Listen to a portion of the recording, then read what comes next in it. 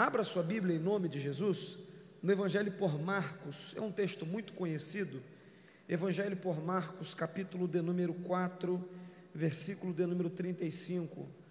Eu quero ministrar ao seu coração acerca de dois tipos de tempestade. A primeira está em Marcos 4:35, para a nossa reflexão, segundo livro do Novo Testamento, Mateus, Marcos, capítulo 4, versículo 35, para a nossa edificação. Marcos, capítulo 4, versículo 35. Se você puder ficar de pé para nós destacarmos esse momento. Marcos, capítulo 4, versículo 35. Quem já encontrou, quem já achou, diga: achei.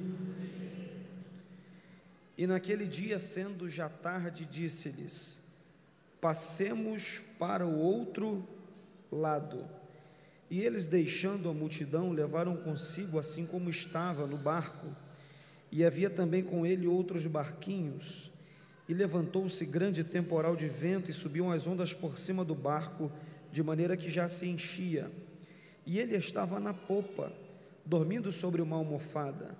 E despertaram-no, dizendo: Mestre, não se te dá que pereçamos? E ele, despertando, repreendeu o vento e disse ao mar: Cala-te, aquieta-te. E o vento se aquietou, e houve grande bonança. E disse-lhes: Por que estáis tão temerosos? Por que é que vocês não têm fé? E sentiram um grande temor e diziam uns aos outros: Mas quem é este que até o vento e o mar lhe obedecem? Agora você vai voltar 7 livros de onde aí você está em Marcos, você vai voltar 7 livros e vai chegar em Naum, capítulo 1, versículo 3. Naum, capítulo 1, versículo 3, você vai entender a conexão que a gente vai fazer. Livro do profeta menor Naum, é só você voltar, você volta um livro Mateus, aí volta um livro Malaquias, aí volta um livro Zacarias, aí volta um livro Ageu, aí volta um livro Sofonias, aí volta um livro Abacuque, aí volta um livro Naum. Naum, capítulo 1, versículo 3, aleluia. É um texto um pouco atípico, eu espero você localizar. Irmãos, os 2 melhores barulhos na igreja é o barulho de glória a Deus e o barulho de Bíblia sendo desfolhada. Isso é um barulho maravilhoso. Naum, capítulo 1, está aí na Bíblia, irmão, pode encontrar. Naum, capítulo 1, versículo 3, quem já achou, diga: eu amo Jesus. Diz-nos assim a palavra do Senhor, Naum 1:3: o Senhor é tardio em irar-se, mas grande em poder, e ao culpado não tem por inocente. O Senhor tem o seu caminho na tormenta e na... O Senhor tem o seu caminho na tormenta e na...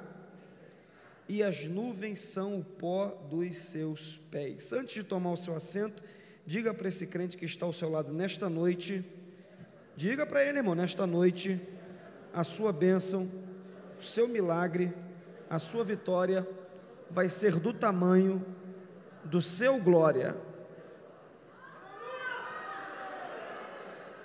Pode se assentar em nome de Jesus. Você não está proibido da glória a Deus não, tá, irmão? Da glória a Deus não paga nada, é de graça, e você ainda recebe de Deus quando entrega a Ele glória, louvor e adoração. Partindo do primeiro texto que eu li para os irmãos, que está no Evangelho por Marcos, capítulo de número 4, versículo 35, o contexto é um contexto de ensinamento de Jesus. Aqui, de acordo com Marcos 4, Jesus vai até a beira da praia, e a Bíblia nos dá conta de que ele entra em um barco e ele começa a pregar o Evangelho de dentro desse barco. E no contexto de Marcos, Jesus ensina 4 parábolas nesse dia. A primeira parábola é a parábola do semeador que saiu a semear. depois ele conta a parábola da candeia, depois ele conta a parábola da semente que caiu e cresceu de forma repentina, e por último ele encerra com a parábola comparando o reino de Deus a um grão de mostarda. Logo que Jesus vai encerrando o discurso, a Bíblia dá conta de que vai entardecendo, e ele dá uma ordem aos discípulos. Ele diz assim: entre no barco e passemos para o outro lado. A Bíblia diz que os discípulos então despedem a multidão, e essa é já uma primeira lição que eu quero compartilhar com você. Preste atenção em mim. É que Jesus disse aos discípulos: entrem no barco e vamos para o outro lado. E os discípulos, eles despedem da multidão, porque para nós cumprirmos uma ordem de Jesus, vai ser necessário despedir da multidão, vai ser necessário dizer tchau para a multidão. Evangelho também é despedida. Para cumprir a ordem de Jesus, você tem que se despedir de certos hábitos, de certas manias, de certos desejos. Para servir Jesus, você tem que despedir de certas pessoas que estão te afastando dos caminhos dele. Então os discípulos se despedem da multidão e eles entram no barco que estava Jesus ensinando. E aqui também é outra lição, é que eles não caem no equívoco de cumprir uma ordem de Jesus sem Jesus. Eles entram no barco que Jesus estava ensinando, e é dentro desse barco, com Jesus, que eles vão em direção ao outro lado. Isso é especial, porque eu tenho percebido no nosso contexto de igreja, que tem muita gente que se envolve tanto com ordens de Jesus, que se esquece de se envolver com o próprio Jesus. Tem muita gente que se envolve mais com a igreja de Jesus do que com o Jesus da igreja, e isso não é aprovado por Deus. Deus não procura ativistas, Deus procura verdadeiros adoradores.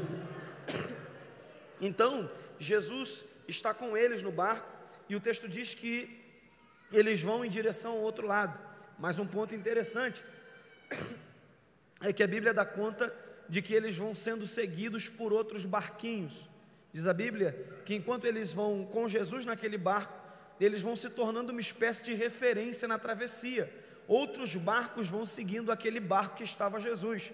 Essa é mais uma lição expositiva e interessante.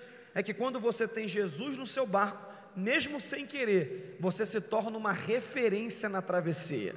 Já aconteceu com você de alguém falar assim quando você chegar numa rodinha: vamos mudar de assunto porque ele é crente, ela é crente. Já aconteceu com você de alguém apontar para você e falar assim: ó, você não pode falar isso não porque você é da igreja, você não pode fazer isso não porque você é crente. Já aconteceu isso contigo?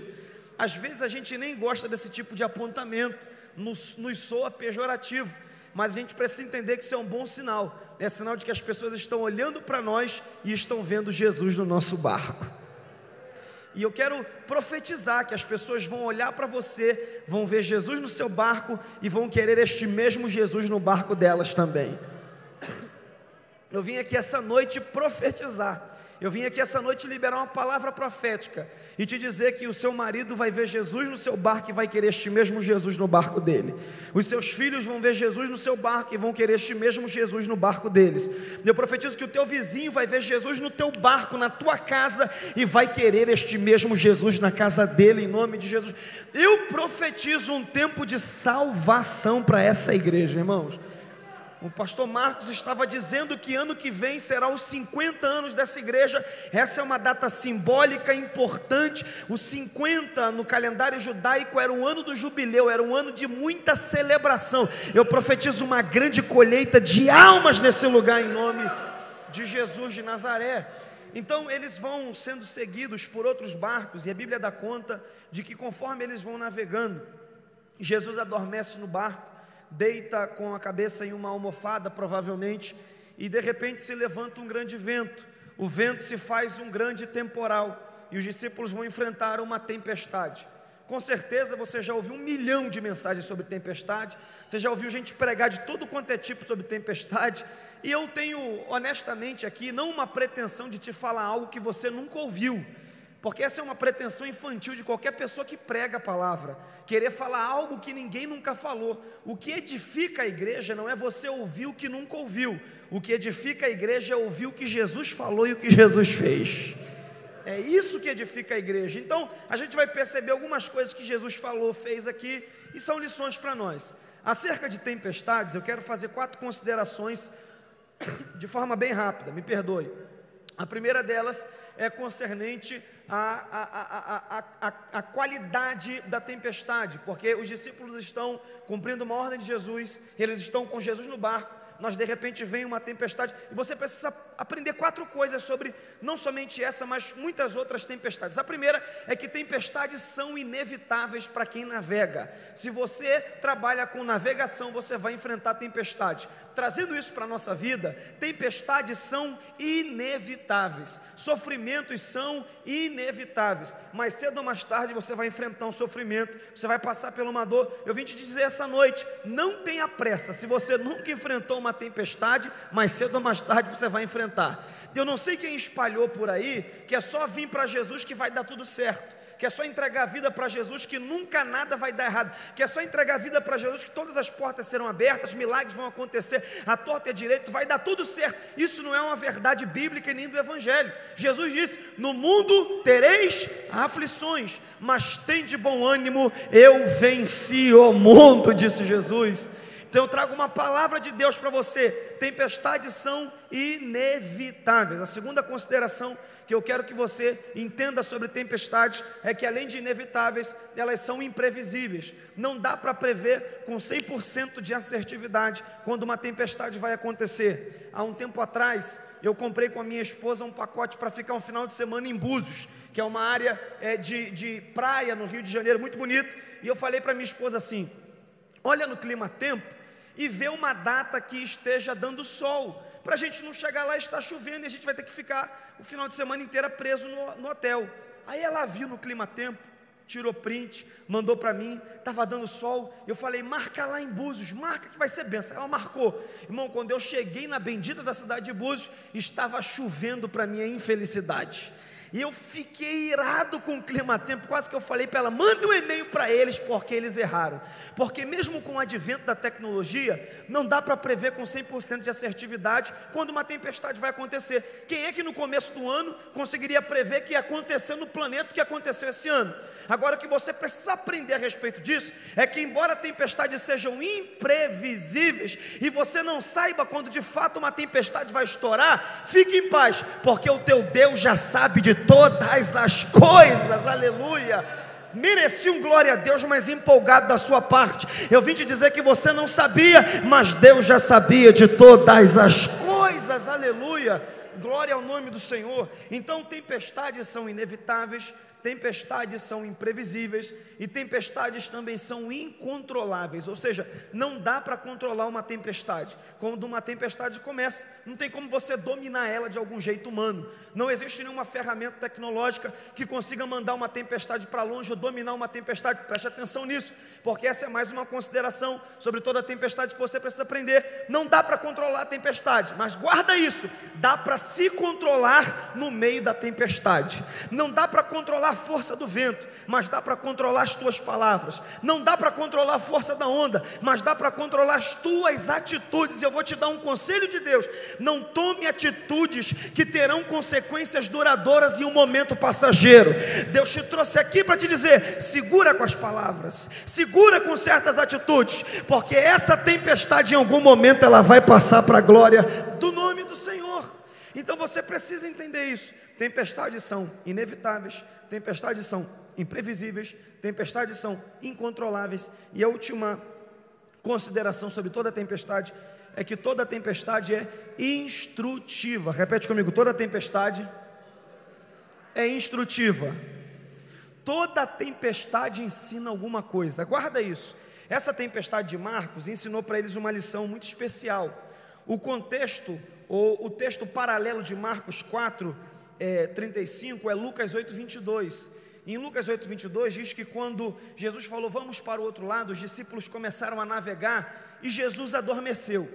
Então, provavelmente, quando Jesus falou: vamos para o outro lado, a maioria dos discípulos ali, pelo menos 6 deles ou 5 deles eram pescadores.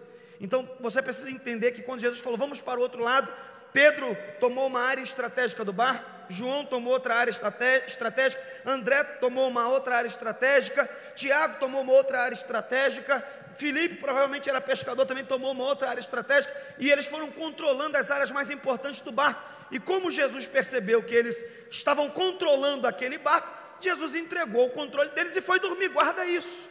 E aí a Bíblia diz que a tempestade veio, e ela veio para ensinar eles uma lição. E qual lição? Eu digo que é a lição da dependência. Por quê?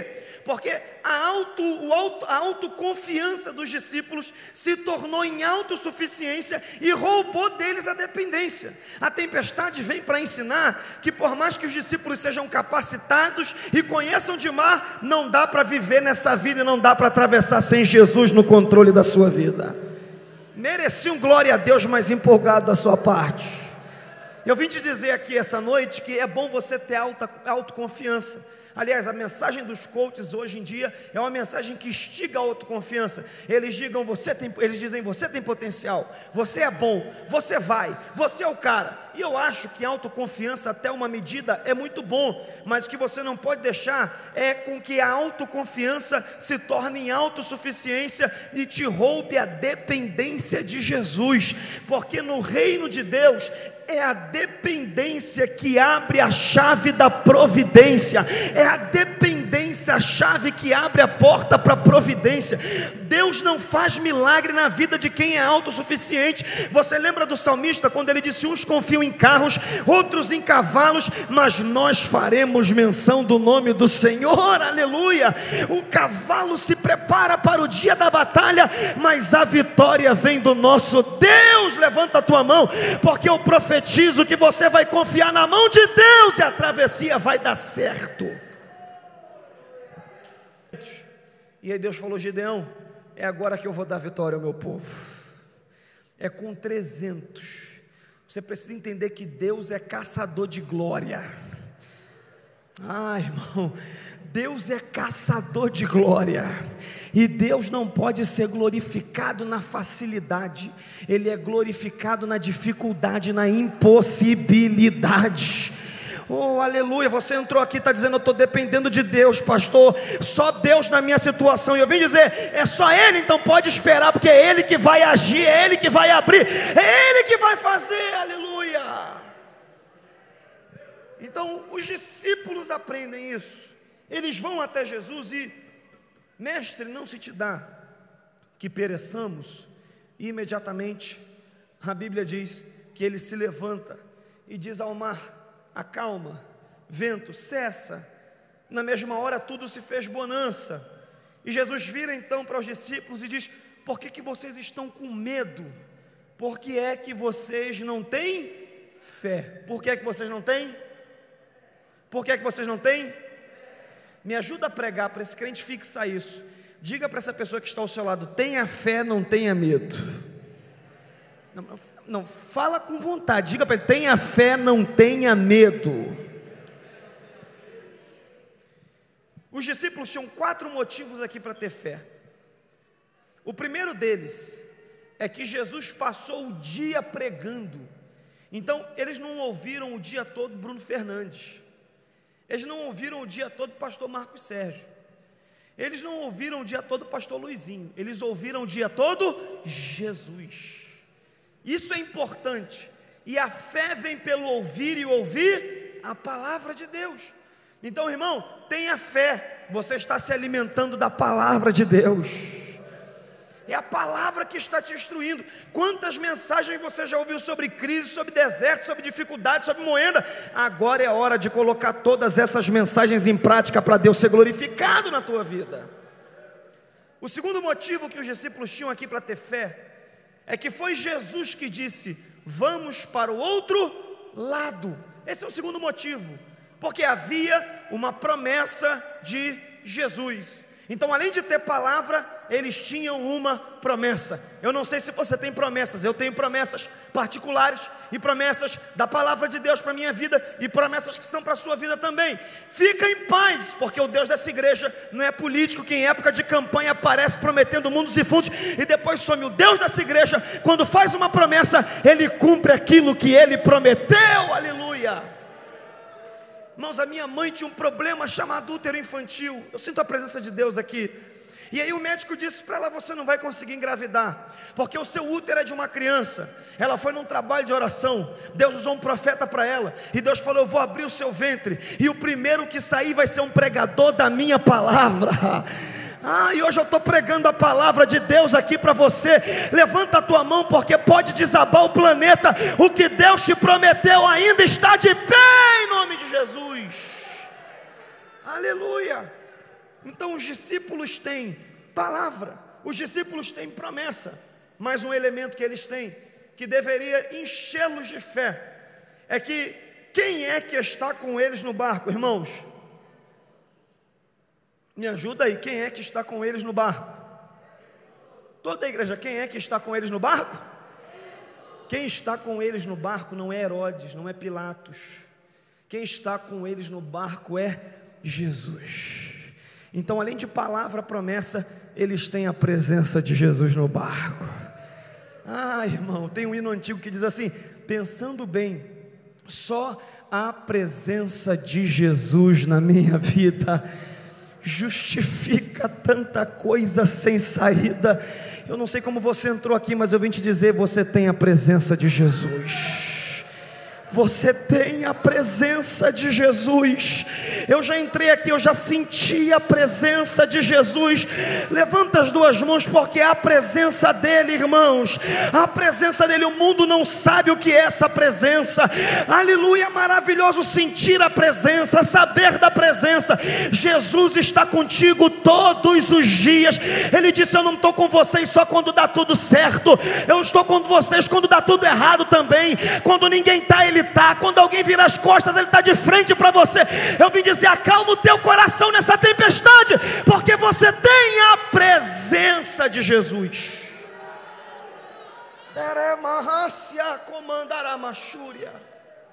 Você tem a presença.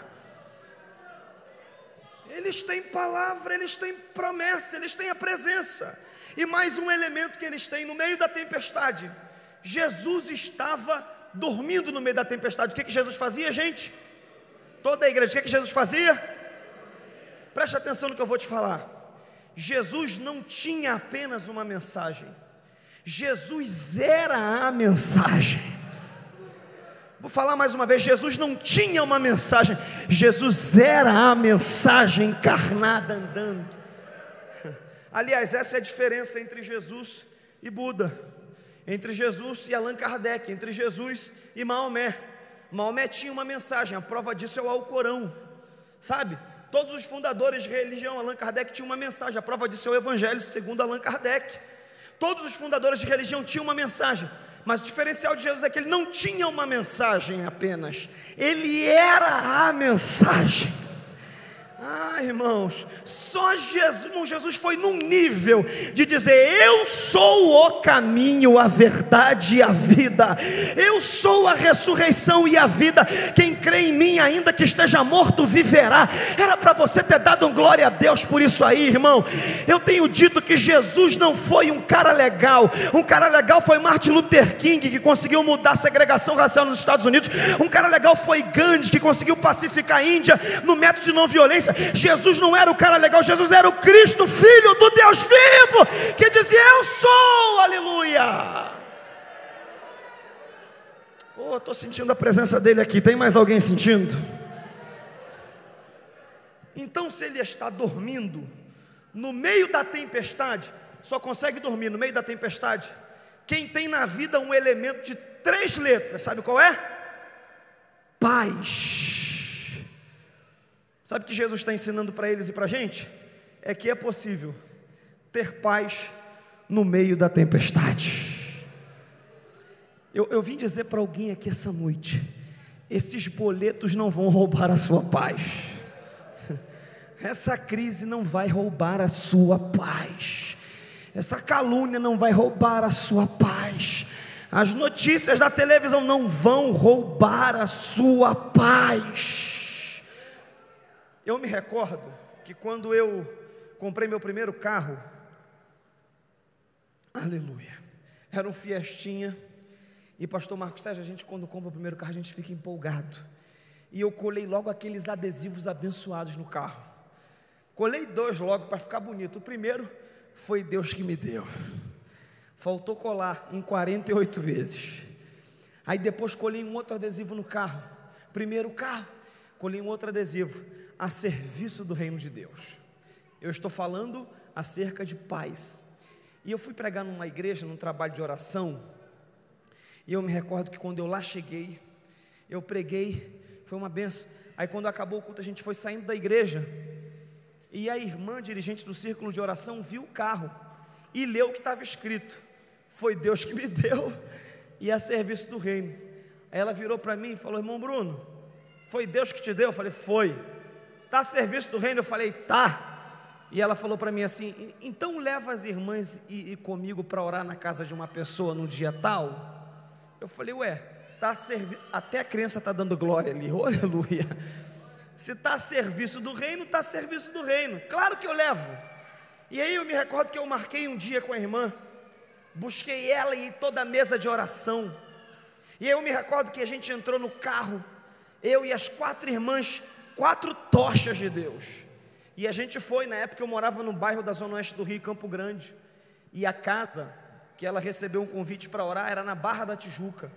Eu lembro que eu subi uma serra que tinha, desci a serra, subi com medo, orando a Deus, porque o Fiestinha já estava rodado, chorando para subir, subindo de primeiro. Eu falei: Jesus, não deixa esse carro morrer na subida dessa serra, senão vou ter que empurrar ele, as irmãs não sabem dirigir. Deu certo, subi, desci a serra, cheguei na Barra da Tijuca. A gente se aproximou de um condomínio do lado de um mercado, e eu me recordo que quando eu entrei, pastor Marcos Sérgio, eu ainda era um pouco mais impressionável do que sou hoje. Hoje eu sou menos impressionável, mas eu fiquei olhando aquelas mansões, e eu fiquei perplexo olhando aquilo. A gente parou na frente de uma casa, tinha um portão alto demais, parecia um portal. Aí a gente foi, e eu estava ali só de motorista, e uma secretária da pessoa abriu a porta e falou: olha, a doutora fulana está esperando a irmã para orar. Ela falou: eu cheguei, fala para ela descer. Aí a gente entrou. Quando eu entrei, irmão, uma casa enorme, a sala era quase metade dessa igreja aqui, e eu olhei, eu pensei assim, dava para colocar umas 50 cadeiras e fazer um culto aqui dentro, de tão grande que é essa sala. E eu me recordo que eu fiquei ali aguardando. Daqui a pouco desce uma mulher com uma caixa na mão, e ela desceu, pegou a caixa, colocou numa mesa próximo onde nós estávamos, começou a puxar um monte de remédio, dizer: esse remédio aqui eu tomo para dormir, esse outro remédio aqui eu tomo quando eu quero ter apetite, esse outro remédio aqui eu tomo porque de vez em quando me dá uma tremedeira de ansiedade, eu tomo esse remédio para me ajudar a aliviar. Aí a irmã do círculo de oração, cheia da unção de Deus, falou assim para ela: eu não sou médica e nem enfermeira, o que você quer? Aí ela olhou e falou assim: eu tenho dinheiro, eu tenho tudo que eu acho que qualquer pessoa gostaria de ter, mas eu preciso de uma coisa que eu não tenho. E a irmã perguntou: e o que é? E ela falou: eu preciso ter paz na minha vida. E ali eu percebi que o dinheiro não pode comprar aquilo que Jesus nos dá no Evangelho de graça. Merecia você dar um glória a Deus, mas empolgado para Jesus, porque no Evangelho você tem paz. Jesus disse: a minha paz vos dou, não a dou como o mundo a dá. A paz de Jesus é interna, é paz com Deus, paz com o próximo. Levanta a mão, não sei como você entrou aqui, mas hoje todo espírito de perturbação vai sair, você vai receber paz no Evangelho. Aleluia, paz. Então Jesus está ensinando que nós podemos ter paz no Evangelho. Aí o texto prossegue com os discípulos fazendo uma pergunta retórica, e a pergunta é essa: quem é este que até o vento e o mar lhe obedecem? É Jesus Cristo. Essa é a tempestade de Marcos, capítulo 4, se alguém puder me ajudar no teclado aqui, eu agradeço. Essa é a tempestade de Marcos, capítulo 4, é a tempestade que Jesus acalma. Repete comigo: Jesus é poderoso para acalmar qualquer tempestade. Essa é a tempestade de Marcos, é a tempestade que Jesus acalma, é a tempestade que a gente vê Deus acalmando. Agora quando a gente vai para Naum, preste atenção, a gente tem um segundo tipo de tempestade, porque em Naum o texto diz: o Senhor tem o seu caminho na tormenta e na... Meu Deus, fiquei sozinho. O Senhor tem o seu caminho na tormenta e na... Presta atenção nisso, porque em Naum a gente percebe que tem tempestades que não é que Deus não é poderoso, Ele é poderoso, mas tem tempestades que Ele não quer e não vai acalmar. Tem que ser muito crente para dar glória a Deus agora. É sério, porque a gente gosta de ouvir e nos anima mais ouvir que Deus vai acalmar todas as tempestades. Mas o que eu vim te dizer essa noite não é isso. O que eu vim te dizer é que tem tempestades que Deus vai acalmar, mas tem tempestades que você está, que Deus não vai acalmar. E é isso. Mais direto impossível. Ele poderia ter acalmado essa tempestade lá na China, mas não quis acalmar. Ele permitiu. E dentro dessa tempestade tem algumas pessoas que estão vivendo um tempo de bonança, mas tem outros que estão em tempestades individuais. E eu vim dizer para você essa noite, nem todas as tempestades que você está individuais, Deus vai acalmar. Mas tem uma coisa, há uma esperança, sabe qual? O texto diz: o Senhor tem o seu caminho na tormenta e eu aprendo com Naum que a tempestade que Deus não acalmar, Ele vai abrir um caminho no meio dela para eu passar. Oh, glória a Deus, eu sinto a presença de Deus nessa palavra. Me ajude a pregar e com cara de profeta, olhar de profeta, diga para a pessoa que está ao seu lado: a tempestade que Deus não acalmar, Ele vai abrir um caminho no meio dela para você passar. A tempestade que Deus não acalmar, hoje Ele está abrindo caminhos no meio da tempestade. Hoje Ele abre caminhos no meio da tormenta. Levanta a tua mão para receber essa palavra. Se a crise financeira não passar, não parar, se coronavírus não parar, se tiver segunda onda, terceira onda, Deus nos livre, Deus vai abrir um caminho no meio dessa tempestade para a igreja passar. Deus é Deus de caminhos, aleluia. Deus é Deus de caminhos na tempestade, caminhos no deserto, aleluia, aleluia. Receba isso essa noite. Ele tem um caminho para você no meio dessa tormenta. Agora, caminho pressupõe 3 coisas. Quantas coisas? Quantas coisas? 3. A primeira delas é que caminho, de acordo com o dicionário Aurélio, é marcação num território que te leva do ponto A ao ponto B. Guarda isso. Caminho é marcação. Aleluia. Caminho é marcação. Deus abre uma rotura no meio da tempestade, mas você tem que andar na marcação dos princípios da palavra dele. E eu não sei se você vai dar glória a Deus agora, mas o caminho é apertado, é estreito, mas dá para entrar nele você e toda a sua casa, aleluia. Tem gente querendo dar uma ampliada nas coisas, mas não é assim. Eu sinto te dizer, sinto não, a palavra de Deus, o caminho continua apertado, o caminho continua estreito. Por mais que seja politicamente incorreto falar disso, mas o caminho continua sendo um caminho de renúncia, um caminho de negação do eu, um caminho de negarmos a nós mesmos, carregarmos a nossa cruz e seguirmos a Jesus. A segunda coisa que caminho pressupõe, e eu já caminho para encerrar para não te cansar. Caminho pressupõe movimento. Ele estava parado à beira quando ele entrou no caminho, foi para clamar e se movimentar, porque caminho pressupõe movimento. Sabe o que Deus está dizendo para nós essa noite? Eu vou abrir o caminho, mas quem vai movimentar é você. Aleluia, eu vou abrir o caminho, mas quem vai mover é você. Eu vim dizer para alguém: Deus já abriu o caminho, mas é você que não pode parar. Não pare de orar, não pare de lutar, não pare de jejuar, não pare de ler, não pare de investir, não pare de estudar, não pare de procurar. Continua movimentando, aleluia. Se a tempestade não parar, não tem problema, porque eu também não vou parar. Você também não pode parar, aleluia.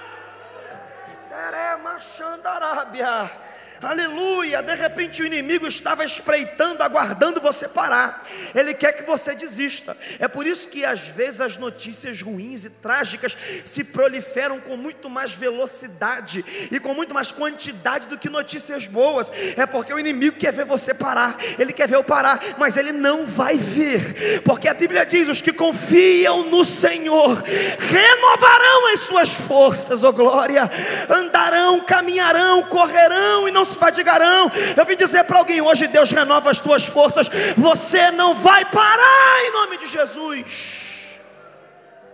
Você não pode parar. Sabe, irmão, tem muita coisa que depende do teu movimento.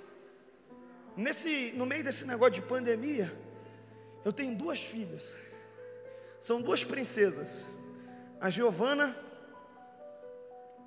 e a Bruna. A Giovana tem 7 anos e a Bruna tem 5. E aí eu comprei uma bicicleta para tentar ensinar a Gigi a andar de bicicleta. E eu não sei se você já teve esse privilégio, mas é gostoso. Eu botei 2 rodinhas na bicicleta da Giovana. Falei: minha filha, sobe aí nessa bicicleta, eu vou te ensinar a andar de bicicleta. Ela é um pouquinho medrosa. E ela falou assim: não pai, eu tenho medo. Falei: não, você vai andar de bicicleta. Ela falou: não, eu tenho medo. Falei: não, você vai andar, toda criança tem que aprender a andar de bicicleta. Consegui convencer ela. Ela subiu na bicicleta. E eu falei: Gigi, fica tranquila, porque eu estou te segurando aqui atrás para você não cair no banco. Ela falou: então eu vou pedalar. Eu falei: pedala, porque eu vou te segurar. Entendeu aqui? Disse aleluia. Deus está dizendo para você: pedala que eu te seguro.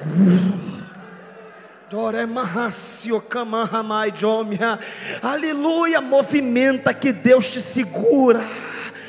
Eu estou sentindo a presença de Deus aqui, oh glória. Conforme a minha filha ia pedalando, eu fui correndo do lado dela, daqui a pouco eu percebi que eu não precisava mais fazer força, porque o próprio movimento dela na bicicleta ajudava no equilíbrio dela. Sabe por que você não pode parar? É porque o teu equilíbrio muitas vezes depende do teu movimento. Se você parar, você pira. Se você parar, você desfalece. Deus te trouxe aqui para te dizer: continua movimentando para não perder o equilíbrio. É Macandarábia. Deus te trouxe aqui para te dizer: está difícil, mas não para. Notícias são ruins, mas não para. O inimigo tem se levantado. Eu vim profetizar para a AD São Francisco essa noite: essa igreja não vai parar até a volta de Jesus. Aleluia. Movimento. E a última coisa que caminho pressupõe uma chegada. Quando você entra no caminho lá no Rio, tem uma avenida, uma rodovia chamada Dutra. Ela vai do Rio a São Paulo.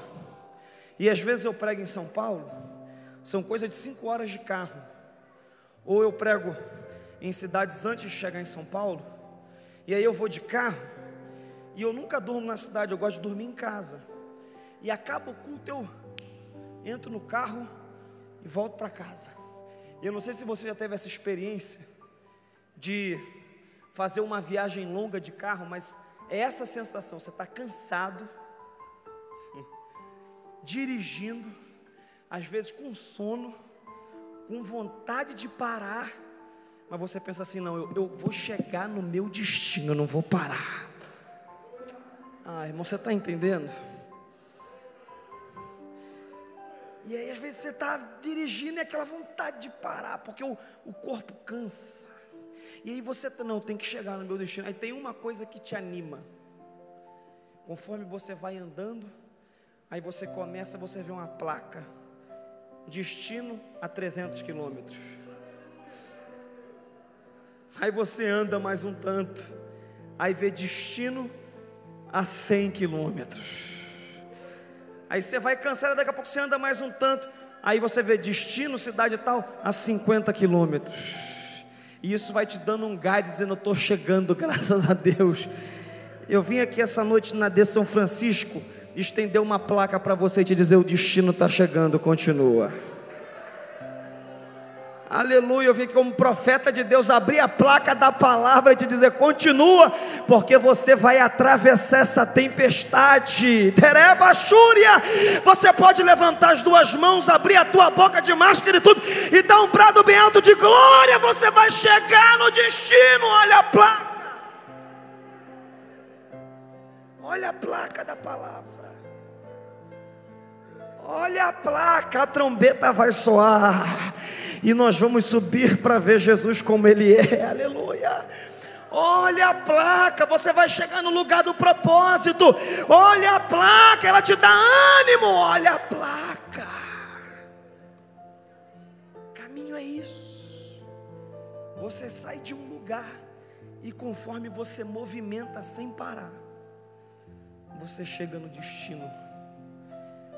Eu vim dizer para você, e eu já encerro, que você vai atravessar isso tudo, e você vai chegar num novo nível, um novo nível de intimidade com Deus que você não tinha antes dessa situação, um novo nível de compromisso com Deus, um novo nível de sensibilidade espiritual, um novo nível de humanidade, porque Deus tem um caminho no meio da tormenta e da tempestade. Fica de pé em nome de Jesus.